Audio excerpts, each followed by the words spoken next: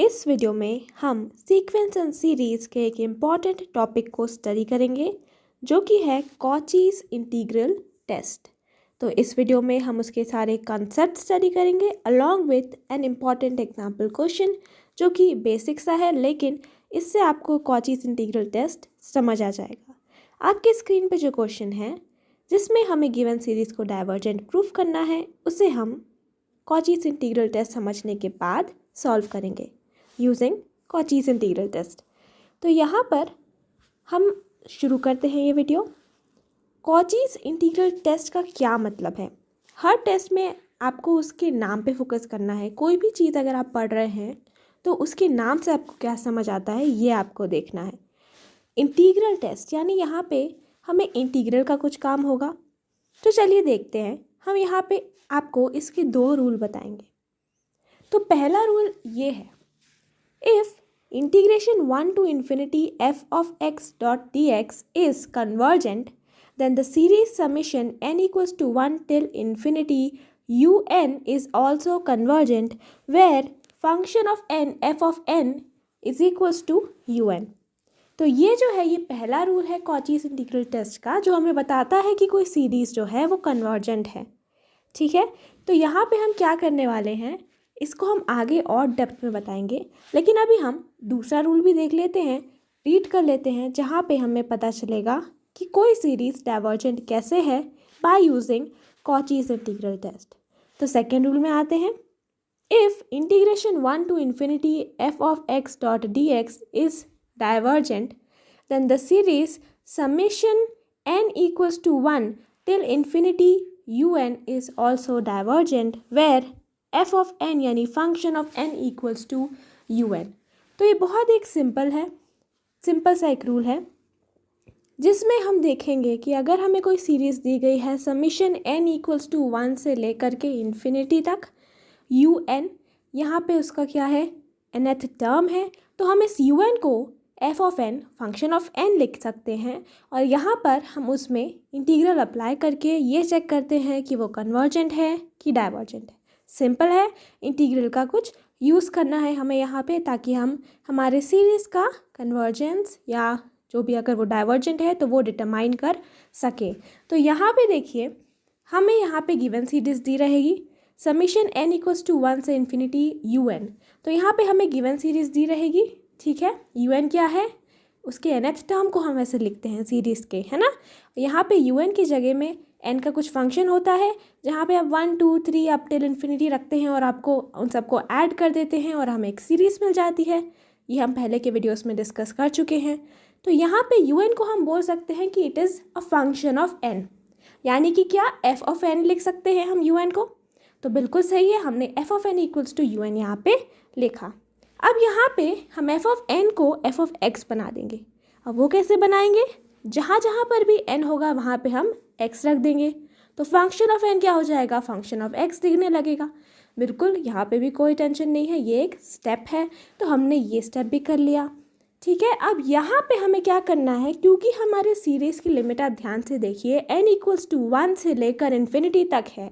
ठीक है, तो यहाँ पे हम इंटीग्रल अप्लाई करेंगे 1 से लेकर इन्फिनिटी तक। किस पर अप्लाई करेंगे integral, f of x dot, ये जो फंक्शन f ऑफ x है इसमें हम इंटीग्रल अप्लाई करेंगे, तो हमें क्या मिलेगा, 1 से infinity f of x dot dx। तो ये क्या है, यहाँ पे हमने फंक्शन ऑफ n को f ऑफ x में कन्वर्ट किया। मतलब कि क्या, जहाँ जहाँ n था हमारे un फंक्शन ऑफ n यानी कि f ऑफ n में, वहाँ पे हमने x रखा, तो हमें यहाँ पे मिला फंक्शन ऑफ x और उसे हमने इंटीग्रेट किया। क्योंकि हमारे सीरीज़ का लिमिट 1 से इन्फिनिटी था, तो हमने यहाँ पे 1 से इन्फिनिटी रखा हमारे इंटीग्रल में और हमने क्या लिखा, f of x dot dx।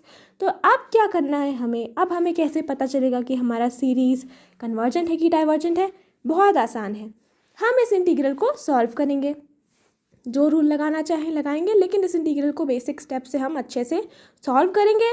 और सॉल्व करने पे या तो हमें एक फाइनाइट वैल्यू आएगी, कोई एक फाइनाइट नंबर आएगा हमेशा जो कांस्टेंट रहता है, या फिर हमें कोई इनफाइनाइट वैल्यू आएगी, यानी कि प्लस इन्फिनिटी या माइनस इन्फिनिटी, जो वैल्यू आना हो। और इससे हम डिटरमाइन करेंगे कि हमारी जो गिवन सीरीज़ है summation un from 1 to infinity n equals to 1 till infinity वो कन्वर्जेंट है कि डाइवर्जेंट है। यानी कि अगर ये फाइनाइट वैल्यू हमें देता है इस इंटीग्रल का तो हम बोलेंगे कि हमारा सीरीज़ कन्वर्जेंट है, और अगर ये इनफाइनाइट वैल्यू हमें आंसर में देता है मतलब कि हमारा सीधे सीधे जो सीरीज़ है वो डाइवर्जेंट हो जाएगा। बस यही था हमारा कॉचीज इंटीग्रल टेस्ट, और इसे हम अब एक एग्जाम्पल के साथ समझते हैं। तो एग्जाम्पल क्वेश्चन में आते हैं जहाँ पे हमें दिया गया है use Cauchy's integral test to show that the following series is divergent।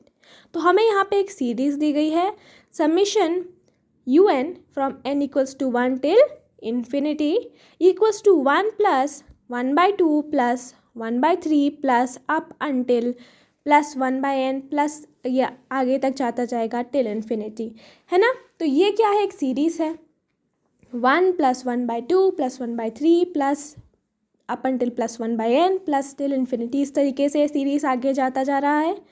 यहाँ पे ध्यान से देखिए nth टर्म जो होगा वो क्या हो जाएगा, यहाँ पे un होगा, राइट। तो हम यहाँ पे कैसे लिख सकते हैं इसको, summation n equals to 1 till infinity un equals to summation of n equals to 1 till infinity 1 by n, क्योंकि यहाँ पे un क्या है हमारा, un हमें पता है यहाँ पे 1 बाई एन है। तो यहाँ पे फंक्शन ऑफ n यानी एफ ऑफ n क्या है 1 बाई एन, ठीक है, यही है।